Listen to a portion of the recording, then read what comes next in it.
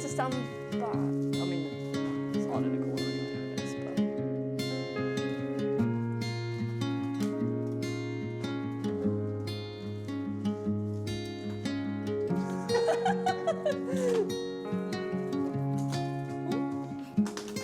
it's like...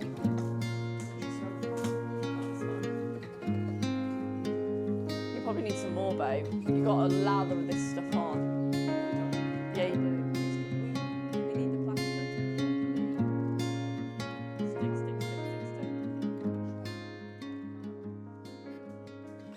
You never really know how much you don't know about plastering until you start plastering. Let's talk about it. We'd spent so much time prepping and planning this step of our renovation, and even then we still ran into all the things that YouTube tutorials don't tell you. So we're here to be the honest ones today. No fancy transitions, just real renovation chat for you. Let's start with what's genuinely been a game changer: the sticky carpet protector. You know those plastic sheets they sell at B&Q, etc. The ones that never stay in place and somehow gather more dust than they block? Don't bother. We used the sticky backed carpet protector this time, and honestly, it was top tier. I can't even begin to tell you. It stayed put, didn't shift under our feet, and protected everything so well. So if you're doing this in a carpeted room, invest in that. Worth every penny.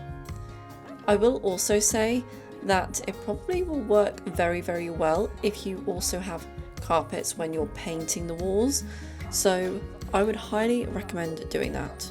And to be honest, now that I'm thinking about it out loud,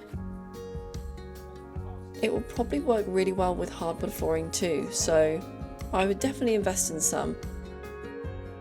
I will leave the protector that we bought from Amazon down below for you because I think it was £10. I believe you get about 25 meters per roll. I think it's definitely worth the money.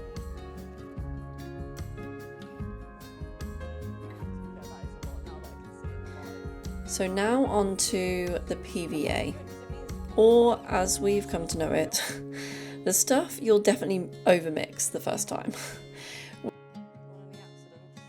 We prepped about 350ml of PVA and used 4 times that in water, which is what the tub that we bought said to do. We calculated it down, followed advice from all the people that we saw online, even double checked it, but in the end, we didn't even use a quarter of it. Moral of the story, you don't need as much as you think you do.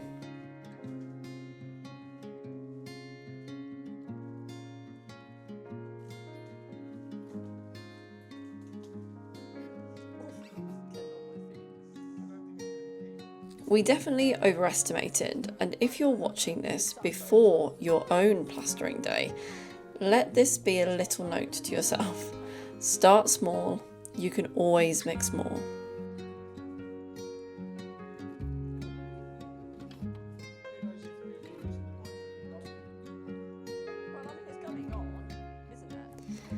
And now, the clothes. Now, this probably goes without saying, but I'll say it anyway. Wear things you don't mind absolutely ruining. Plaster doesn't care about your favourite joggers, neither does PVA. And while we're here, don't wear open-toed shoes, sandals, etc. Just trust me on that, just don't do it. If you've protected what you need to and you're wearing your no regrets outfit, here's the best advice we can give you.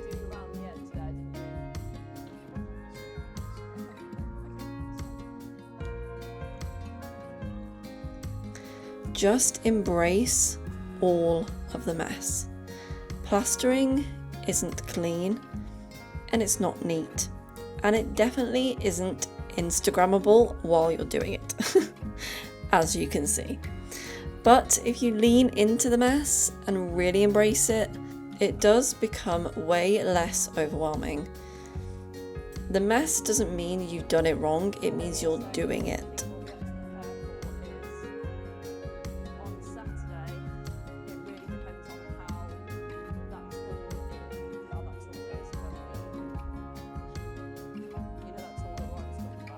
Now, something else we quickly learned, if you can help it, don't plaster in 30-degree heat. You heard me, 30-degree heat. We decided to go ahead with our project of the day on the hottest day of the week, and we were melting, literally.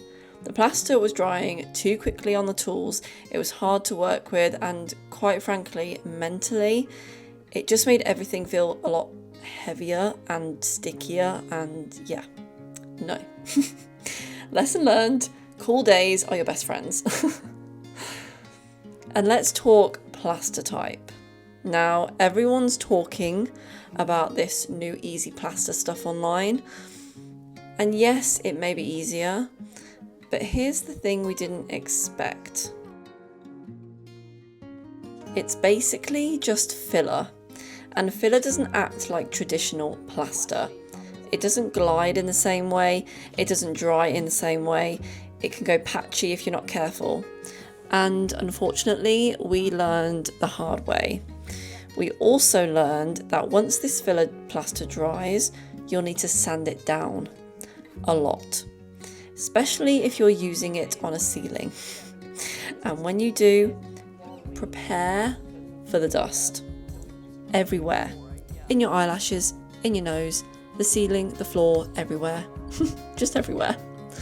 So before you open a tub, read the instructions, research the product properly, watch a few reviews. We skipped a few bits that we should have researched more, and it obviously shows because I do slightly regret choosing this style of plaster / filler. That being said, now that we know how to work with it, would you still use it again, but just with a slightly different approach?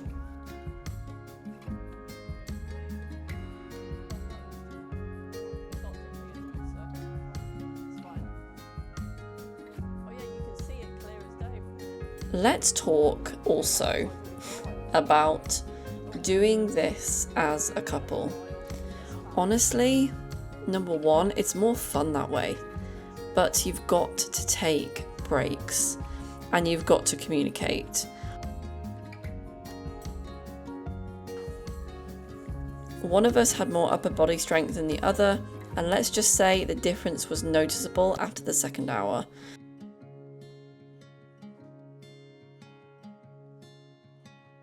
This stuff is heavy, arms will ache, patience will be tested, but teamwork made it bearable.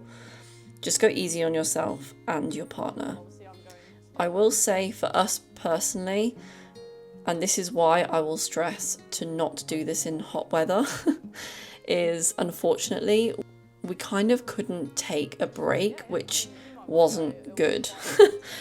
We definitely needed it, especially in that heat. We were absolutely exhausted by the end. And because it was so hot, it was obviously drying so quickly, and it was drying as we were trying to smooth it, and it just... I will say it's probably one of the biggest failures that we've had so far. And it's not quite a failure, but it's failure in the sense of we should have really thought about the fact that it was so hot, and we should have thought about the fact that it was our first time. We should have researched the plaster a little bit more, etc. So yeah, just take the lesson from us. It will make your life a lot easier.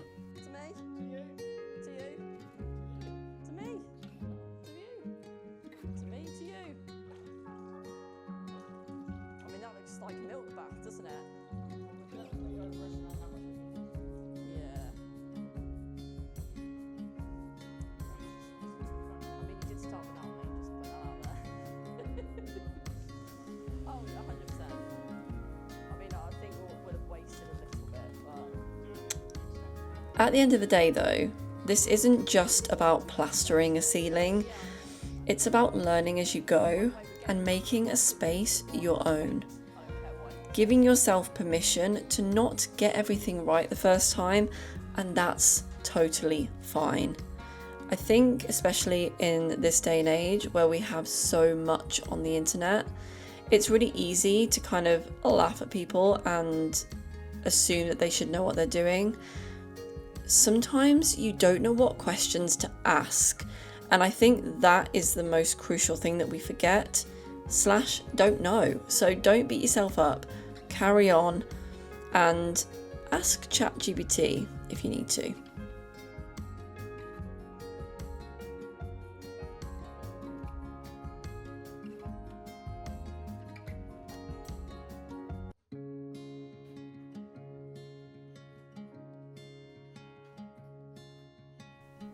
So if you're watching this while prepping your own renovation journey, here's your takeaway.